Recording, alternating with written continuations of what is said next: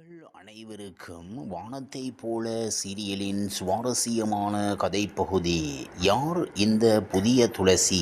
இனி ரசிகர்கள் என்னை துளசியாக பார்க்க முடியாது, அது மட்டுமில்லாமல் என்னை துளசியாக ஏற்றுக்கொண்டதற்கு ரொம்ப சந்தோஷம், நன்றி. இதை எப்போதும் நான் மறக்க மாட்டேன், எல்லோருக்கும் ரொம்ப நன்றி என்று தெரிவித்து இருந்தார். இப்படி ஒரு நிலையில் இந்த தொடரில் இஸ்வேதாவுக்கு பதிலாக மான்யா என்பவர் நடிக்க வந்திருக்கிறார்.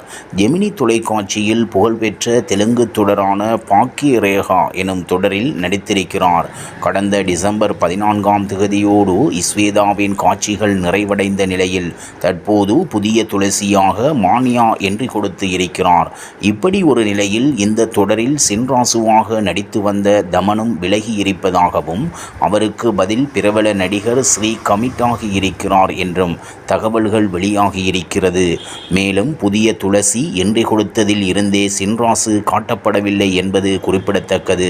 அட சீரியல் தானே, எதுக்கு இந்த பில்டப்? வானத்தை போல சீரியலை பார்த்து கலாய்க்கும் நெட்டிசன்ஸ். தமிழ் சின்னத்திரையில் முக்கியமான சீரியல்களில் ஒன்று வானத்தை போல. அண்ணன் தங்கை பாசத்தை மையமாக வைத்து திரைக்கதை அமைக்கப்பட்டுள்ள இந்த சீரியல் ரசிகர்கள் மத்தியில் நல்ல வரவேற்பை பெற்று வரும் நிலையில் இந்த சீரியல் திங்கள் முதல் சனி வரை தினமும் இரவு 8 மணிக்கு சன் தொலைக்காட்சியில் ஒளிபரப்பாகி வருகிறது.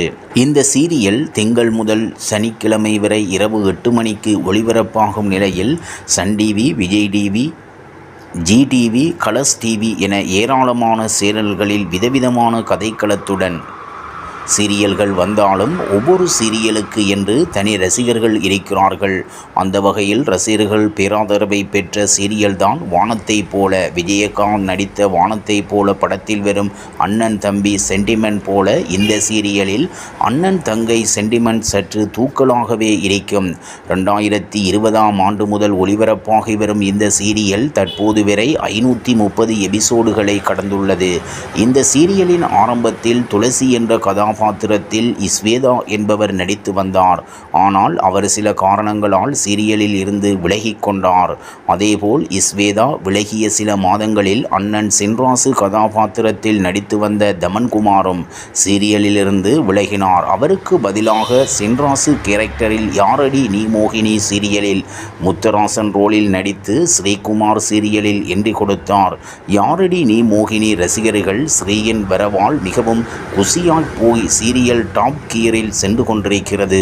இந்நிலையில் நடிகர் ஸ்ரீகுமார் தனது இன்ஸ்டாகிராம் பக்கத்தில் ஒரு சண்டை காட்சி வீடியோவை வெளியிட்டுள்ளார். அந்த வீடியோவில் கட்டையை வைத்து ஒருவர் ஸ்ரீயின் முதுகில் அடிக்க அந்த கட்டை அப்படியே சுக்குநூறாக நொறுங்குகிறது. இந்த வீடியோவை பார்த்த ரசிகர்கள் பலர் அவருக்கு வாழ்த்துக்கள் சொன்னாலும் சீரியலுக்கு எதுக்கு காலிவுட் ரேஞ்சுக்கு பில்டப் என்று. பில்டப் எல்லாம் பலமாகத்தான் இருக்கும், ஆனால் கதையில் ஒன்றுமே இல்லை என இணையவாசிகள் கேட்டுள்ளனர். இவ்வாறாக வானத்தை போல சீரியலின் சுவாரஸ்யமான கதை பகுதி செல்கிறது. இனி சுவாரஸ்யம் உங்களை காத்திருக்கிறது. மீண்டும் சந்திப்போம்.